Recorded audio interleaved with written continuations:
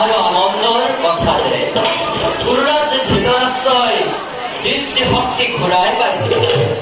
তাতোতকৈও গৌৰৱান্বিত কথা, বিদুৰ আৰু ধৃতৰাষ্ট্ৰই দিগ্বিজয়ৰ আয়োজন কৰি বিজয়ী হস্তি ৰক্ষাভাৰ আমাৰ হাততেই কৰিছে।